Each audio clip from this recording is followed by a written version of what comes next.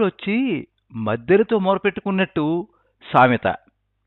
ఆ సామెత ఏమిటో, దాని కథ ఏమిటో విందాం. రోలు మొర మద్దెల చురచుర. రచన శ్రీ పట్రాయుడు కాశీ విశ్వనాథం. వినిపిస్తున్నది పప్పు భోగారావు.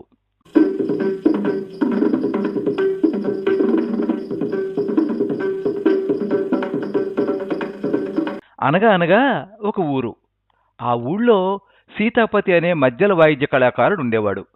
నిత్యం కార్యక్రమాల్లో పాల్గొంటూ తన అసమాన ప్రతిభతో అందరి మెప్పు పొందేవాడు. వారిచ్చిన డబ్బుతో జీవనం సాగించేవాడు. సీతాపతి ఇంట్లో కర్రతో చేసిన రోలు, రోకలి ఉండేవి. ఆ ఊరి మొత్తం మీద అదొక్కటే రోలు, రోకలి. ఒకసారి పొరుగురిలో కార్యక్రమాన్ని ముగించుకుని ఇంటికి చేరుకున్నాడు సీతాపతి. గుమ్మంలో ఉన్న రోలు పక్కనే మధ్యలో నుంచి విశ్రాంతి తీసుకోవడానికి గదిలోకి వెళ్ళాడు. ఇదే అతనుగా భావించి రోలు, ఎన్ని రోజులైంది మిత్రమా నిన్ను కలిసి, పక్కనుంచే వెళ్తావు కానీ తల తిప్పి చూడవు, పలకరించవు. నీ పని బాగుంది, రోజుకో ఊరికి షికారు చేసి వస్తున్నావు. నేను ఊరు దాటలేను. అయినా ఎన్ననుకుని ఏం లాభం, చేసుకున్న వారికి చేసుకున్నంత అంది నిట్టూరుస్తూ.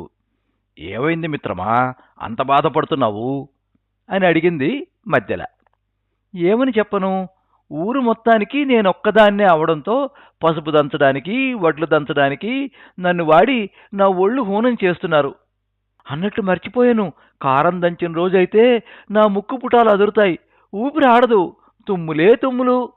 నా కష్టాలు ఎన్నని చెప్పను అని మధ్యల దగ్గర వాపోయింది రోలు.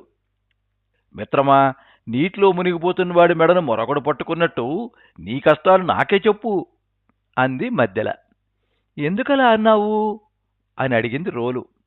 నీకు ఒకవైపే వాయింపు, నాకు గోబలు గుయ్యమన్నట్టు రెండు పక్కలా వాయింపే. ఆ శబ్దాన్ని నేను భరించలేకున్నాను, నేనెవరితో చెప్పుకోను అంది మధ్యల బాధగా. రోలొచ్చి మధ్యలతో మొరపెట్టుకోవడం అంటే ఇదే అని పకపక నవ్వింది రోకలి. నాటి నుంచి ఈ జాతీయం వాడుకలోకి వచ్చింది. ఈ కథలో ఎన్ని సామెతలున్నాయి అనేది కామెంట్స్లో మర్చిపోకుండా రాస్తారు కదూ.